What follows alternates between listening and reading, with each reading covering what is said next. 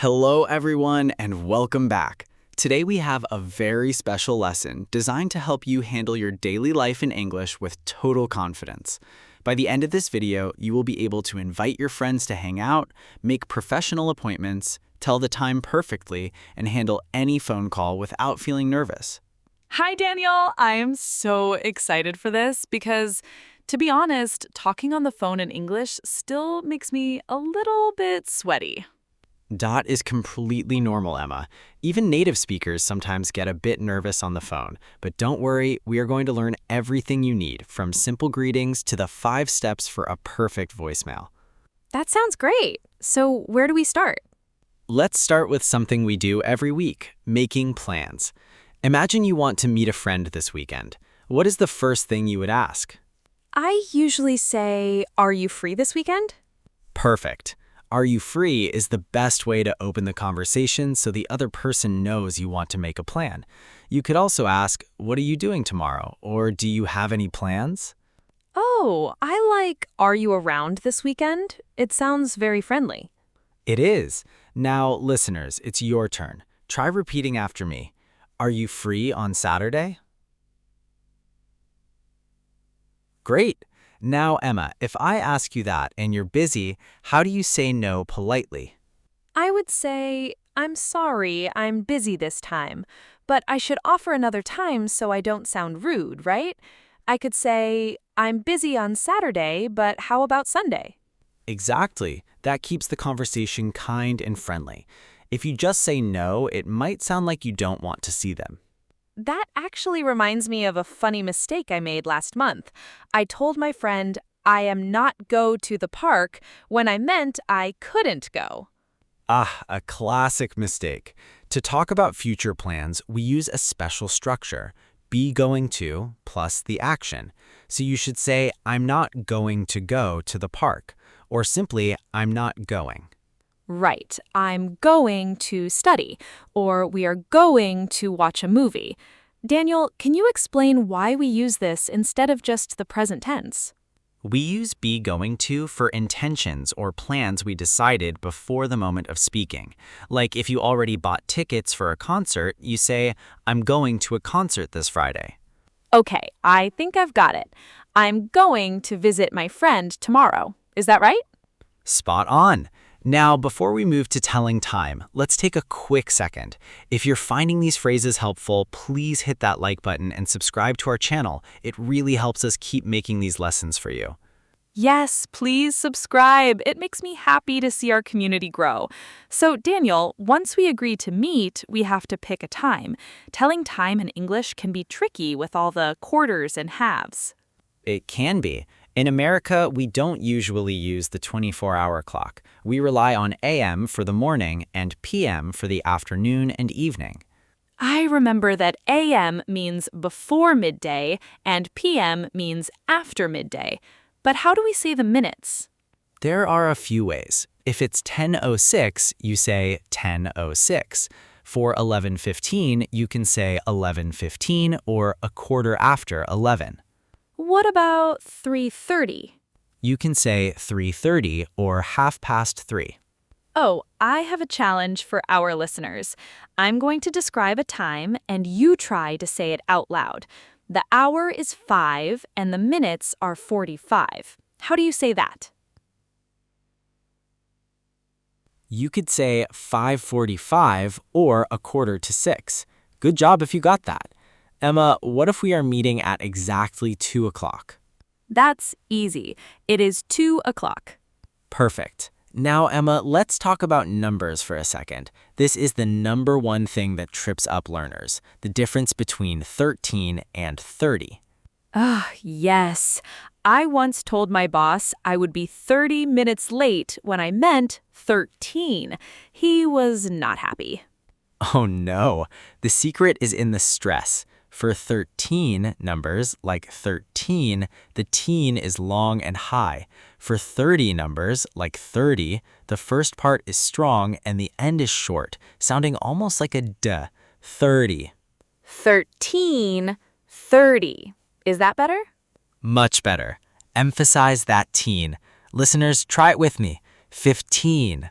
Now try 50. Can you hear the difference?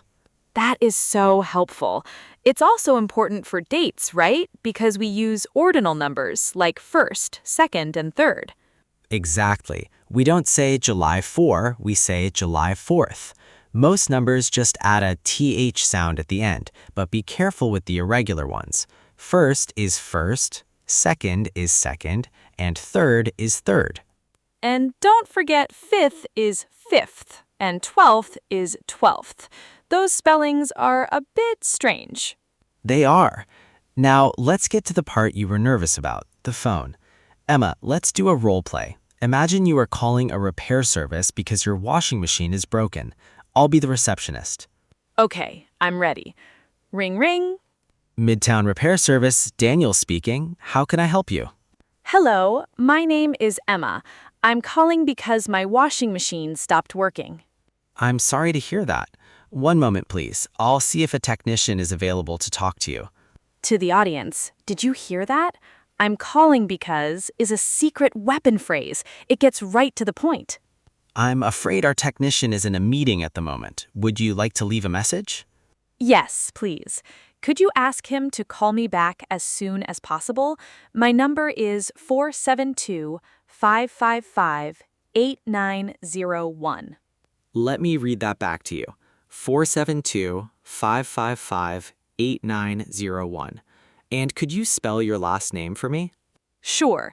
It's S as in Sierra, M as in Mike, I as in India, T as in Tango, H as in Hotel.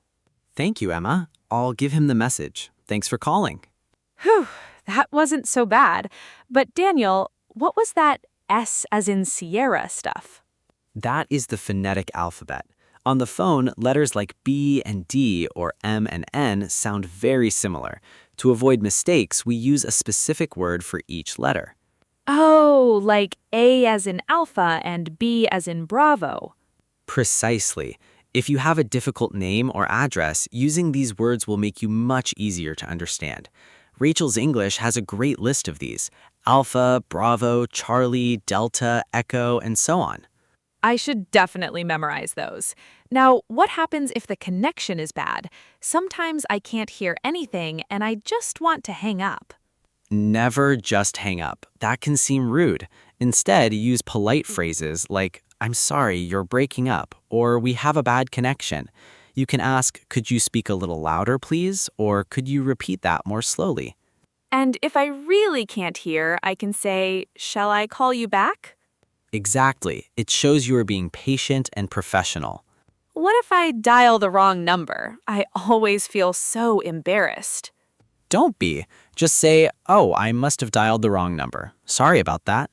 If someone calls you by mistake, you can say, "I'm sorry, I think you have the wrong number." It's an easy mistake to make. One time, I called a dentist thinking it was my friend Sarah, and I started telling Sarah all about my boring day until the receptionist said, "Ma'am, do you want to book a cleaning?" I was so red in the face. That's a great story. It happens to everyone. Now, Emma, since we mentioned dentists, let's talk about leaving a voicemail. Sometimes nobody answers and you have to leave a message after the tone. Yes, the tone is that beeping sound, right? Yes, a perfect voicemail has 5 steps. Do you want to try to guess them? Okay, let's see. Step 1, greeting? Like, "Hi, it's Emma?" Correct. Step 2 is the reason for your call. "I'm calling to talk about tomorrow's meeting." Step 3 is what you want them to do. "Give me a call when you're free." You're doing great. Step 4 is your phone number. Even if you think they have it, say it slowly and remember the stress on those teen and T numbers. And step 5 is saying goodbye. "Have a great day," or "take care." Perfect. The most important thing is to be concise. Don't ramble or leave a long, confusing message. Keep it tight and to the point. Concise. That's a good word. It means short and clear, right? Exactly. Now, listeners, here's a little challenge for you. Imagine you are calling your teacher to change the time of your lesson. Write a short voicemail script in the comments below using B's 5 steps. We would love to read them and give you some feedback. That's a great idea. I'll go read them later. Daniel, we covered so much today. Should we do a quick review?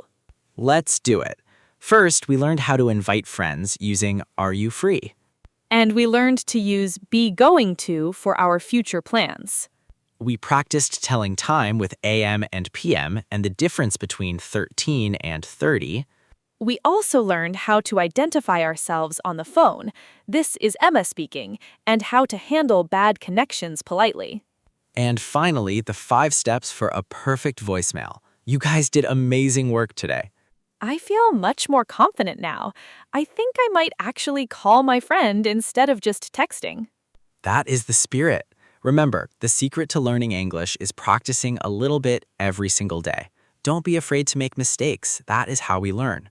Thank you, Daniel. This was so much fun.